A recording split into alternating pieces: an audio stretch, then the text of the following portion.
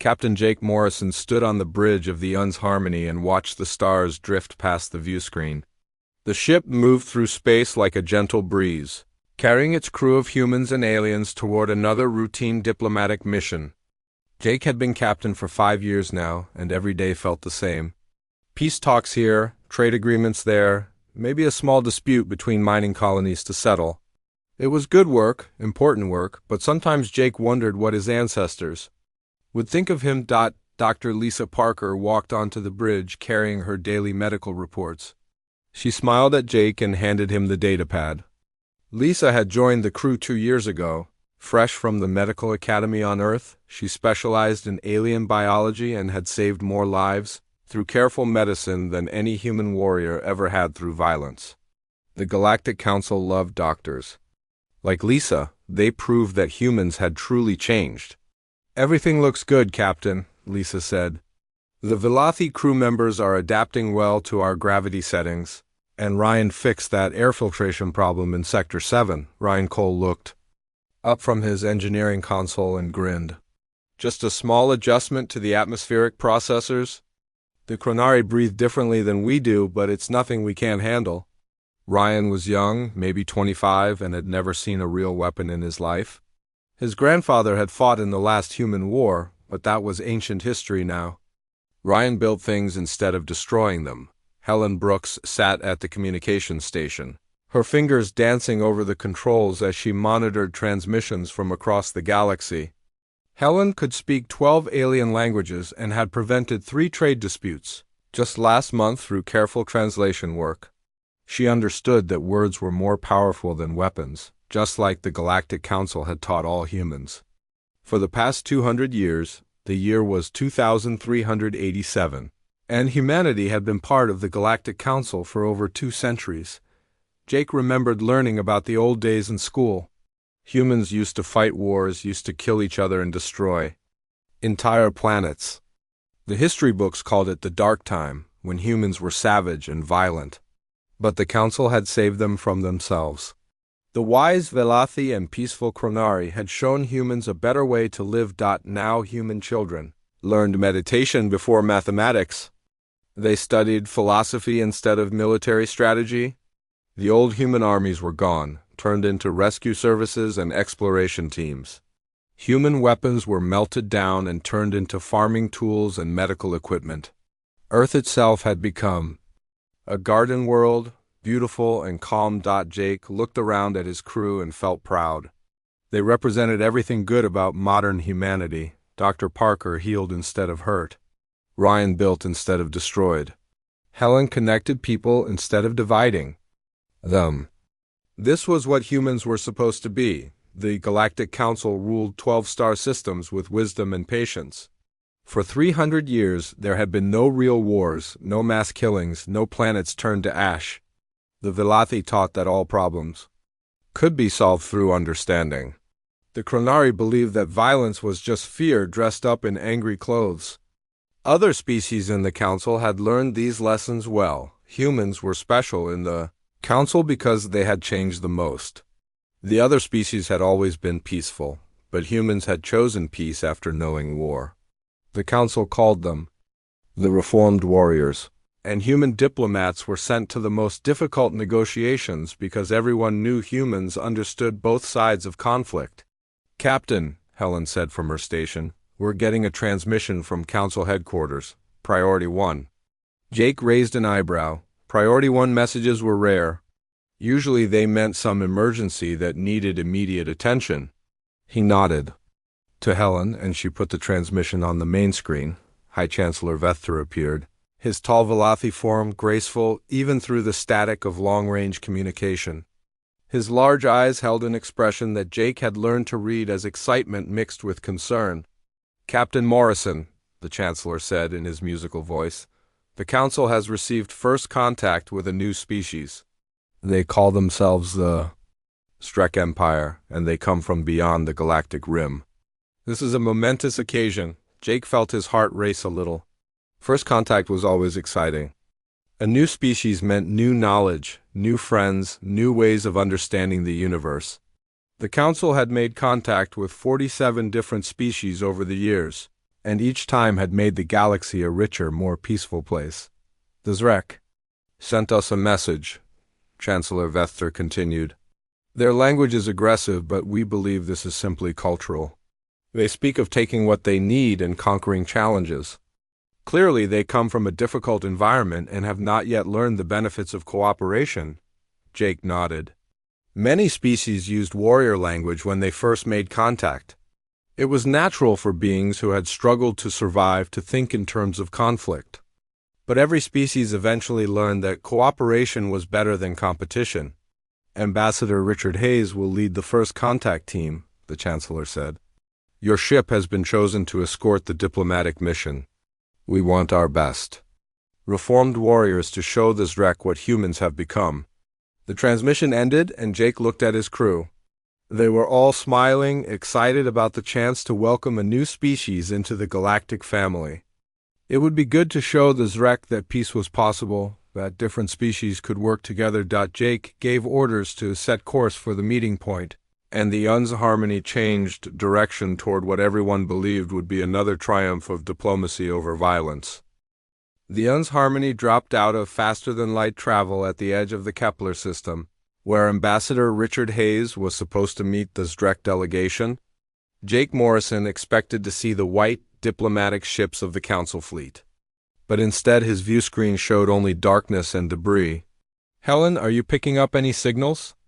Jake asked, his voice tight with sudden worry. Helen Brooks worked frantically at her communications console, her face growing pale as she searched the empty frequencies. Nothing, Captain. No distress calls, no automated beacons, nothing at all. Doctor. Lisa Parker joined Jake at the forward view screen, and they both stared at the wreckage floating in space. Pieces of hull plating drifted past, some still bearing the blue and silver colors of Council ships. Jake recognized fragments of the UN's Peaceful Dawn, Ambassador Hayes' flagship. Ryan, take us closer, Jake ordered. But keep our shields up. Ryan. Cole's hands shook slightly as he guided the ship through the debris field. He had never seen destroyed ships before, had never imagined what violence in space actually looked like. The twisted metal and scattered components made him feel sick. There, Lisa said, pointing to a small object tumbling slowly through the wreckage. That's an escape pod. Jake immediately ordered Ryan to bring them alongside. The pod was damaged but still intact, its emergency beacon flashing weakly. Helen established contact and guided the pod into their shuttle bay. When the pod opened, Lieutenant Amy Foster stumbled out, her diplomatic uniform torn and stained with blood that wasn't her own. Amy was young, maybe 30 years old, and had been part of the ambassador's security detail. She looked around the shuttle bay with wild eyes, as if she couldn't believe she was still alive. Dr. Parker rushed to treat Amy's injuries while Jake knelt beside the young woman. Amy, what happened here? Where is Ambassador Hayes? Amy's voice came out as a whisper. They came without warning. The Zrek ships just appeared and started shooting. We tried to signal that we were peaceful, that we wanted to talk. Ambassador. Hayes even ordered our weapons powered down to show we meant no harm. Jake felt something cold settle in his stomach. What did the Zrek do? They laughed, Amy said, her eyes filling with tears. Captain, they laughed while they killed everyone. I heard them on the communication channels, making jokes about how easy it was. Ambassador Hayes died trying to surrender. Dr. Parker finished treating Amy's wounds and helped her to a chair. The young lieutenant's hands wouldn't stop shaking, and Lisa gave her something to help with the shock. But Amy kept talking as if she needed to get the words out. They called us soft meat, Amy continued. Said we would make good slaves once they broke our spirits. One of their commanders said humans looked weak and stupid, perfect for serving the Zrek Empire. Jake stood up slowly, feeling something strange happening inside his chest. It was like anger, but different from anything he had felt before. This wasn't the mild frustration of a difficult negotiation or the disappointment of a failed trade agreement. This was something deeper, hotter, more dangerous. Helen received another transmission from Council headquarters, and Chancellor Vethter's face appeared on the screen again. This time the Velothi leader looked confused and worried. Captain Morrison, we have received a message from the Zrek Empire. They claim there was a misunderstanding at the meeting point that your diplomatic team was somehow lost in a space accident. Jake clenched his fists. Chancellor, that's not what happened. They murdered Ambassador Hayes and his entire team. Lieutenant Foster witnessed the whole thing. The Chancellor's large eyes blinked slowly. Captain, surely you misunderstand the situation. The Zrek have explained that they are a warrior culture, but that does not mean they would attack peaceful. Negotiators, perhaps their customs are different from ours. They shot our ships without provocation, Jake said, his voice getting louder. They killed unarmed diplomats who were trying to surrender. Violence is often the result of fear and misunderstanding, Chancellor Vethter replied calmly. The Zrek are probably afraid of us, just as we might be afraid of them. We must approach this situation with patience and wisdom, Jake wanted to argue, but he forced himself to stay quiet. The Chancellor was wise and experienced. Maybe there was some explanation that Jake couldn't see. Maybe the Zrek really were just scared and confused, but then Helen picked up another transmission, this one broadcasting on all frequencies across the galaxy. A harsh voice spoke in broken but understandable galactic standard, and the words made everyone on the bridge go cold. Soft species of this galaxy, the voice said. I am War Master Graith of the Zrek Empire. Your diplomats came to us with words of peace and cooperation. We showed them what we think of weakness. Now you will learn the price of defying us. The transmission included visual footage that made Dr. Parker turn away in horror. It showed Ambassador Hayes and his team being tortured and killed while Zrek soldiers laughed and celebrated. Jake watched his friend die on the screen and felt something break inside his mind. You have 30 of your standard days to surrender your worlds to the Zrek Empire, War Master Grath continued. Bring us your technology, your resources, and your people to serve as slaves. Those who resist will be destroyed. And those who surrender will live, but only to serve Zrek masters. The transmission ended, leaving the bridge of the Un's harmony in silence.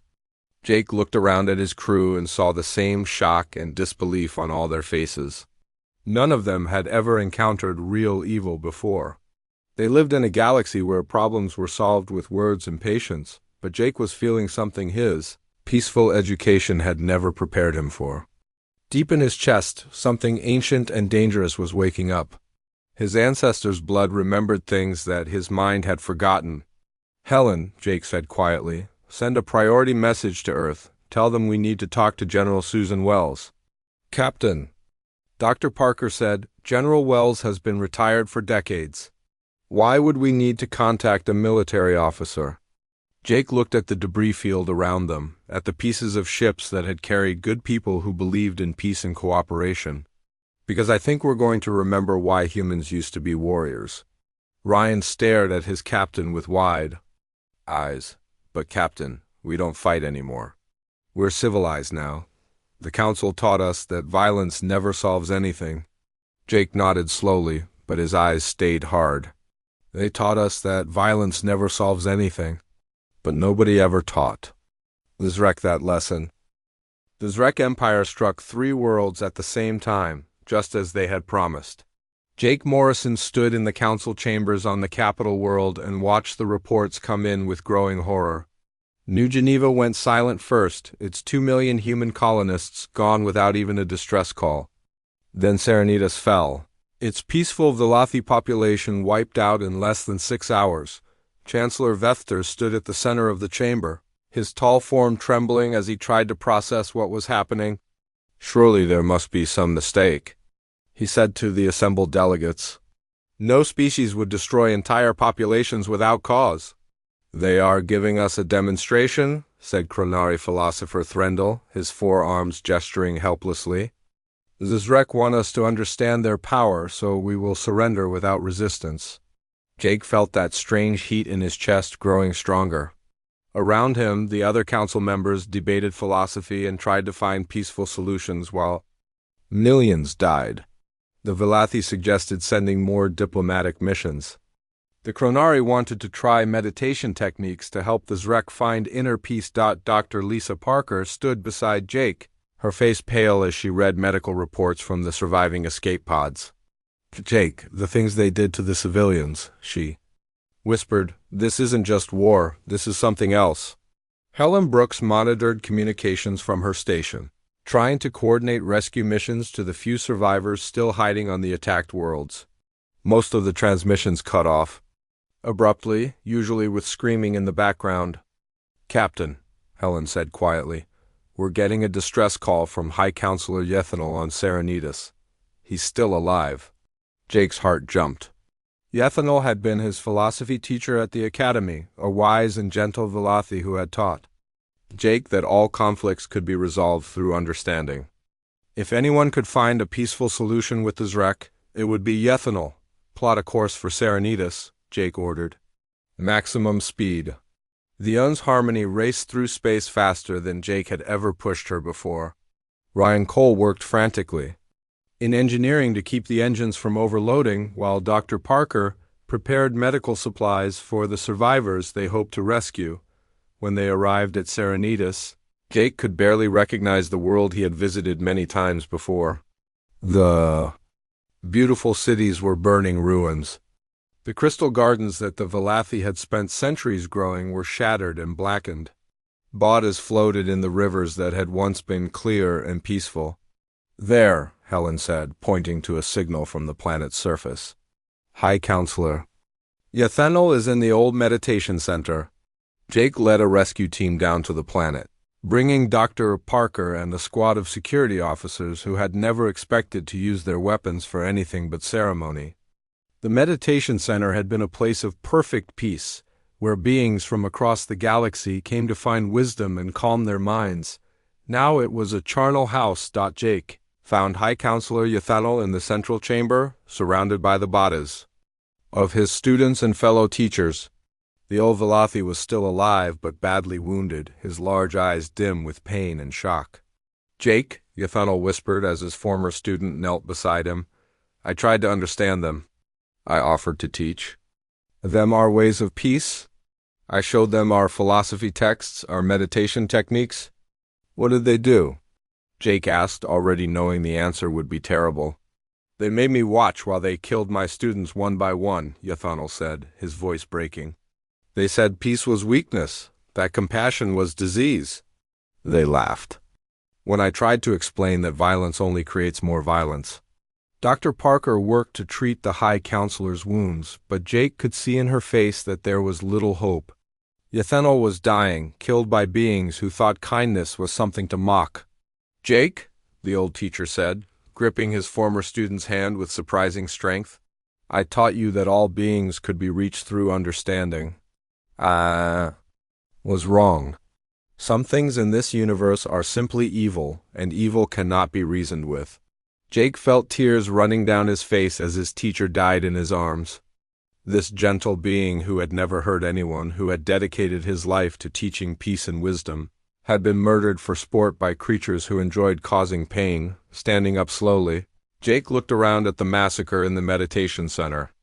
Dr. Parker was checking the other bodies, but it was clear that no one else had survived. Ryan Cole stood in the doorway, his face green with sickness at the sight of so much death. "Captain," Helen's voice came through his communicator, "we're receiving another transmission from the Zrek. They're broadcasting to the whole galaxy." Again. Jake climbed back aboard the Un's Harmony and went to the bridge, where War Master Grakth's ugly face filled the viewscreen. The Zrek commander was smiling, showing teeth that had been filed to sharp points. "Soft galaxy," Grakth said, "you have seen what happens to those who resist us. We have taken 3 worlds and killed everyone on them because we could. Because it amused us. You have 25 days left to surrender." The transmission showed images of the destroyed worlds, of bodies piled high and cities burning. But then Grakth held up something that made Jake's hands clench into fists. It was High Counselor Yethanol's meditation beads, the simple string of stones that the old teacher had carried for centuries. "This old creature tried to teach us about peace," Grakth laughed. "So we taught him about pain instead. His screams were most educational." Jake turned away from the screen, his whole body shaking with an emotion he didn't recognize. This wasn't the mild anger he sometimes felt during difficult negotiations. This was something primal and dangerous, something that came from the deepest parts of his genetic memory. Dr. Parker was running medical scans on the human crew members, and her findings scared her. Jake, something is happening to us. Neural pathways that have been dormant for centuries are becoming active. Genetic markers for aggression and tactical thinking are expressing themselves. What does that mean? Ryan asked, though he looked like he already knew the answer. It means we're changing, Lisa said quietly. The peaceful conditioning that humanity has lived with for 200 years is breaking down. We're becoming what we used to be. Jake sent an encrypted message to Earth using codes that hadn't been transmitted in over a century. The message was simple: we need the old ways. On Earth, deep beneath the Rocky Mountains, sealed vaults that hadn't been opened in 2 centuries began to unlock. General Susan Wells, who had been the last commander of the Human Defense Forces before they were disbanded, received Jake's message in her retirement home. The old general looked at the words on her screen and smiled grimly. She had been waiting for this call her entire life, hoping it would never come, but knowing that eventually it would. She walked to her closet and pulled out a uniform that still fit perfectly, though it hadn't been worn in decades. Time to wake up the wolves, she said to herself. Back on the Un's Harmony, Jake stood in front of his crew and made a decision that would change everything. The Council wants to keep trying diplomacy. They want to send more ambassadors, more peace offers, more attempts at understanding. He paused, looking at each of his friends in turn: Dr. Parker, who healed people; Ryan Cole, who built things; Helen Brooks, who connected different species through communication. But we're not going to do that anymore, Jake continued. We're going to stop asking permission from beings who think genocide is a philosophical problem. We're going to remember what humans were before we learned to be ashamed of our strength. The Un's Harmony changed course toward Earth, toward the hidden vaults where humanity's true nature lay sleeping, waiting to be awakened. Deep beneath the Rocky Mountains, machines that had been silent for 2 centuries began to hum with power. General Susan Wells walked through corridors that smelled of dust and old metal, her footsteps echoing in spaces where no human had walked. Since the day humanity joined the Galactic Council, the vaults contained more than just weapons. They held the accumulated knowledge of humanity's violent past, stored and preserved by military leaders who had refused to believe that peace would last forever. Battle plans, tactical manuals, strategic analyses of every form of warfare humans had ever developed. The Council had ordered these things destroyed, but a few stubborn generals had hidden them instead. Computer, begin awakening Protocol 7, Wells said to the ancient artificial intelligence that had been sleeping in the mountain's depths. Confirmed, General, the AI replied in a voice that had once coordinated the defense of a dozen worlds. Initiating revival procedures for preserved personnel. In a vast chamber lined with cryogenic pods, Admiral Carl Stone began to wake up. Stone had been the most feared military strategist in human history, a man who had won battles against impossible odds and turned entire wars around with his tactical genius. The Council had sentenced him to death for war crimes, but Wells had secretly placed him in cryogenic sleep instead. Stone opened his eyes and sat up slowly, his mind taking a moment to adjust to consciousness after 200 years of frozen sleep. Around him, thousands of other pods were opening, releasing officers and soldiers who had been preserved against this day. How long? Stone asked as medical technicians checked his vital signs. 2 centuries, Wells replied. Humanity has been at peace the entire time. We've learned philosophy and art and medicine. We've become everything the Council wanted us to be. Stone nodded and accepted the uniform that was handed to him. It still fit perfectly, though the man wearing it was technically older than anyone had ever been. And now? Now something called the Zrek Empire is killing our friends and planning to enslave the galaxy, Wells said. The Council wants to negotiate with them, talk about understanding and finding common ground. Admiral Stone began to laugh, a sound that was both bitter and amused. 200 years of peace, and they think war is a philosophical concept. They're about to learn it's a science. On the UN's Harmony, Captain Jake Morrison felt the change happening inside himself and his crew. Dr. Lisa Parker had been monitoring their neural activity, and the results showed that dormant genetic sequences were activating throughout their bodies. Pathways in their brains that had been shut down for generations were suddenly coming online. "It's like we're remembering how to be human," Lisa said as she studied the medical data. "Not the peaceful, civilized humans the Council taught us to be, but the humans we were before we learned to be ashamed of our nature." Ryan Cole was experiencing the changes most dramatically. The young engineer who had never seen violence was suddenly understanding weapon systems he had never studied. His hands knew how to modify peaceful tools into instruments of war, and his mind was filled with tactical knowledge he couldn't explain. "Captain," Ryan said, his voice shaking slightly, "I know how to turn our medical scanners into targeting systems. I know how to modify our cargo transporters into weapons. I don't know how I know these things, but I do." Helen Brooks was discovering similar changes in herself.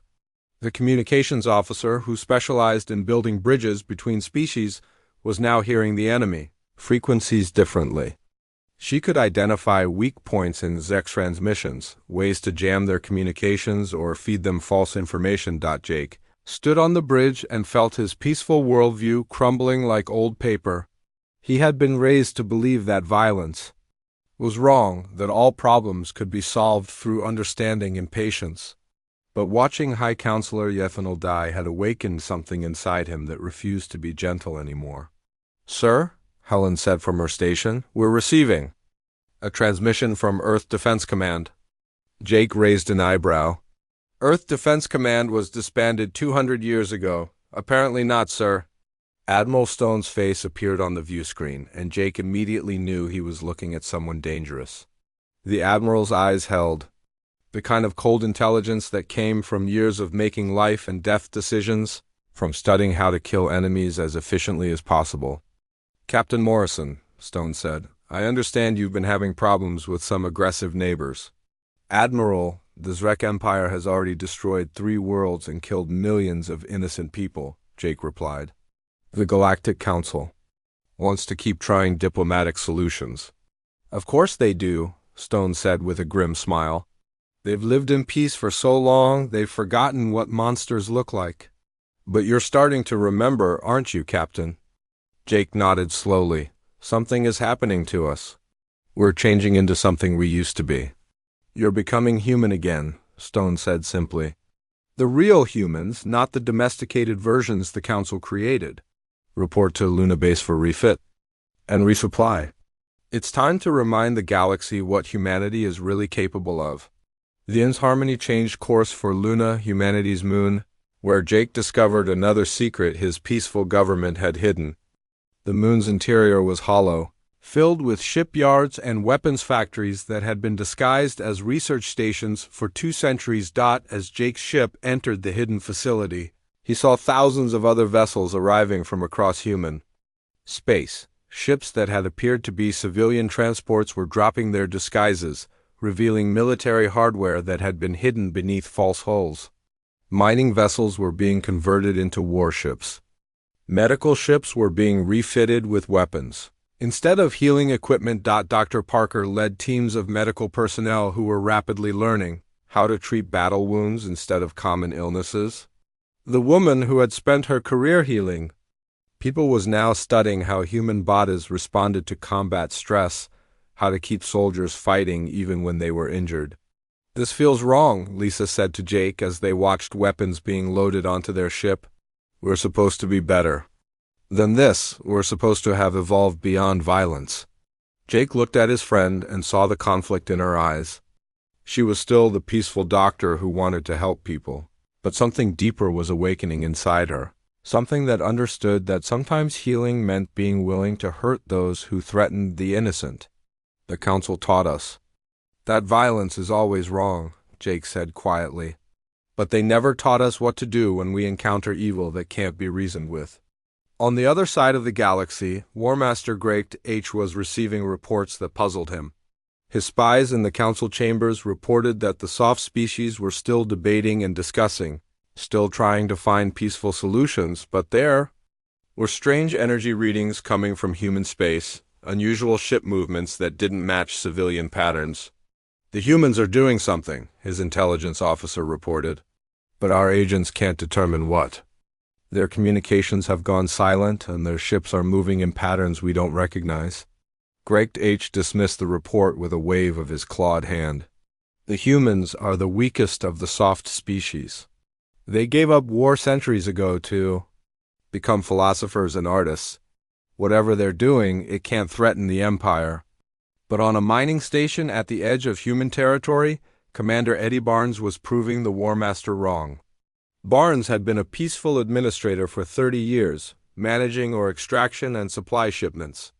But in his spare time, he had been secretly studying the military histories that were supposed to be forbidden. When the Zrek scouts arrived at Titan Station, they expected to find defenseless miners who would surrender immediately. Instead, they found a fortress defended by people who had remembered how to fight. The battle lasted 18 hours, and when it ended, 3 Zrek ships were floating dead in space. Commander Barnes stood in his control center, surrounded by miners who had become soldiers, and smiled grimly as he sent a message to Admiral Stone. "First blood to humanity," Barnes reported. "The enemy bleeds just like everything else." Admiral Stone received the message and nodded with satisfaction. The wolves were waking up, and soon the Zrek Empire would learn what happened when they threatened the people humanity cared about. The transformation was complete. Captain Jake Morrison stood on the bridge of what had once been the Inn's Harmony, but the ship now bore a new name painted in dark letters across her hull: Inn's Vengeance.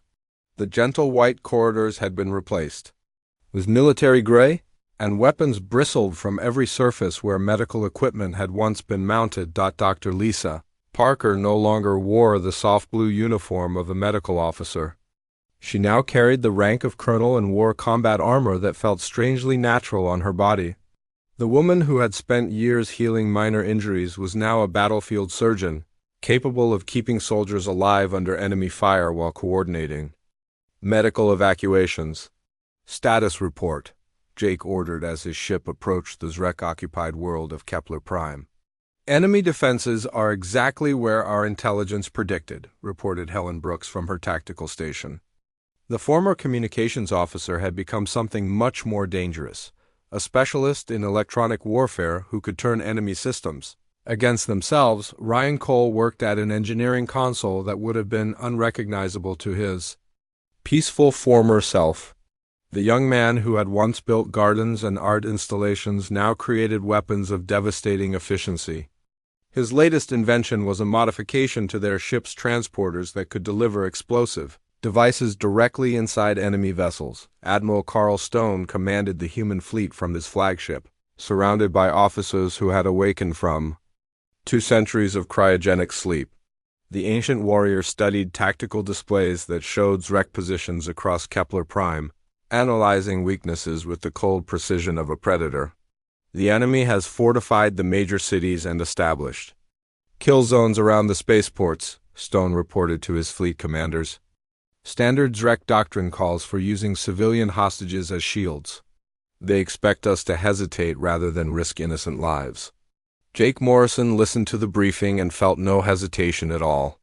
The peaceful part of his mind that would have worried about civilian casualties was still there, but it was overwhelmed by something much older and more practical. The civilians were already dead if humanity didn't act.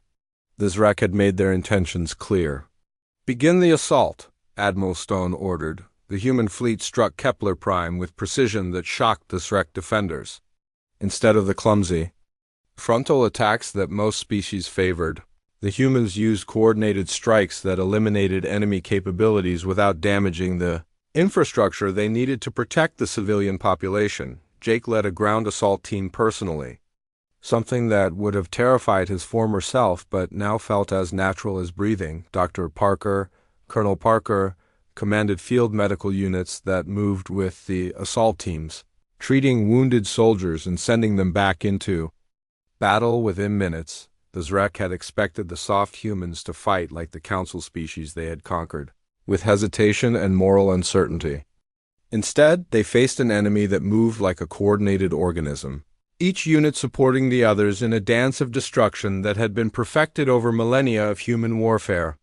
"They're not fighting like individuals," reported Zrek Commander Fatemer as his forces retreated from the spaceport. "They move together, think together, strike together. It's like fighting a single creature with 1,000 bodies." War Master Greg H. received the reports from Kepler Prime with growing unease. His forces had conquered dozens of worlds using the same tactics, but the humans were responding in ways he had never seen before. They struck at multiple targets simultaneously, coordinating attacks across the entire planet with timing that seemed impossible. "Send reinforcements," Greg ordered. "These humans are clearly more dangerous than our intelligence suggested." But the reinforcements never reached. Kepler Prime, Admiral Stone had anticipated the enemy response and positioned human ships to intercept the Zrek relief force. The battle in space lasted 6 hours and ended with the complete destruction of the enemy fleet on the planet's surface. Jake Morrison stood in the ruins of a Zrek command center and surveyed the carnage around him. His team had eliminated the enemy garrison in less than 12 hours, using tactics that combined ancient human strategies with technology the Zrek couldn't counter. "All civilian areas secured," Colonel Parker reported as she finished treating the last of the rescued hostages. "Zrek casualties are 100%. Human casualties are minimal." Jake nodded and opened a communication channel to the Zrek. Homeworld. When War Master Greg's face appeared on the screen, Jake saw something in the alien's eyes that hadn't been there before. Fear. "This is Admiral Morrison of the Human Defense Force," Jake said, using his new rank with pride. "Your forces on Kepler Prime have been eliminated. Your reinforcement fleet has been destroyed. You wanted to show us what you thought of weakness. Now we're showing you what we think of bullies." Greg H. snarled and showed his filed teeth. "You cannot defeat the Zrek Empire, human. We have 1,000 worlds and 10,000 ships. You are just one small species in a galaxy of weaklings. We're the species that spent 10,000 years learning how to kill things that were bigger and stronger than us," Jake replied calmly. "We got very good at it. Then we spent 200 years learning how to be better than our nature. But you reminded us why we needed to be killers in the first place." The transmission ended and Jake looked around at his crew. These people had been his friends during the peaceful years, and they were still his friends now. But they had become something more dangerous, something that their enemies hadn't expected. Ryan Cole approached with a tactical report. "Admiral, our modifications to the ship's systems exceeded all expectations.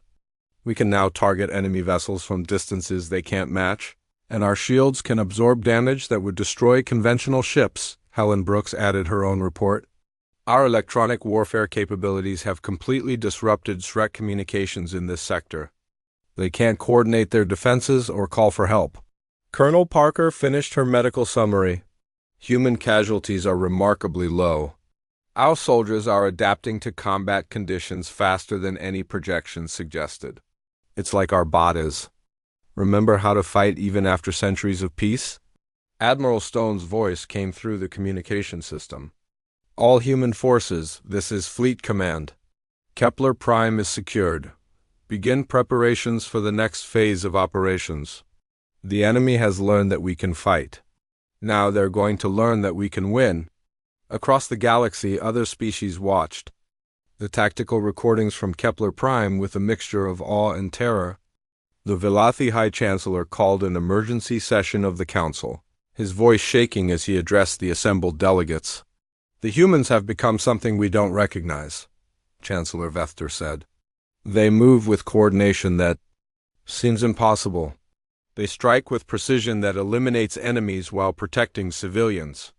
They fight like apex predators," finished Chronai philosopher Threndel. "We thought we had tamed them, taught them to be peaceful and civilized, but we only taught them to hide their true nature." The other council species began to understand what they had truly welcomed into their peaceful collective centuries ago. They had thought humans were reformed warriors, beings who had abandoned violence in favor of philosophy and art. but humans had never abandoned violence. They had simply learned to use it more efficiently. In the depths of space, Admiral Stone studied star charts and planned the next phase of the human campaign. The Zrek Empire controlled dozens of worlds and commanded millions of soldiers. By all conventional measures, they should be able to overwhelm humanity through sheer numbers, but Admiral Stone wasn't thinking conventionally. He was thinking like a human, like a member of a species that had learned to turn disadvantages into strengths and use enemy numbers against them. "Prepare the fleet for deep strike operations," Stone ordered. "The Zrek want to play with wolves. Time to show them what wolves do to sheep." The final battle began at Zrek Prime, the heart of an empire that had terrorized the galaxy for generations. Admiral Carl Stone commanded a human fleet that had grown from dozens to thousands of ships as hidden defense platforms across human space revealed their true nature. What the galaxy had thought were civilian vessels and research stations were actually military assets that had been disguised for centuries. Admiral Jake Morrison stood on the bridge of the UNS Vengeance and watched the Zrek homeworld grow larger on his viewscreen. Around him, his crew worked with the cold efficiency of predators who had found their natural prey. Colonel Lisa Parker coordinated medical teams across the fleet, keeping human soldiers alive and fighting. Ryan Cole managed weapon systems that turned peaceful human technology into instruments of precise destruction. Helen Brooks orchestrated electronic warfare that left the enemy blind and confused. Enemy fleet composition? Jake asked his tactical officer. 1,000 Zrek warships in defensive positions around the planet, Helen reported. Orbital defense. Platforms numbering in the hundreds. Ground-based missile systems covering all major population centers. Jake nodded calmly. By any reasonable measure, the humans were outnumbered 10 to 1. The Zrek had thrown everything they possessed into defending their homeworld, confident that sheer numbers would overwhelm the human attackers. They had forgotten that humans had spent 10 millennia learning how to kill things that were bigger and stronger than themselves. "Admiral Stone, we're ready to begin the operation," Jake reported to Fleet Command. Stone's voice came back immediately. "Execute Plan Reaper. Show them what happens when sheep try to fight wolves."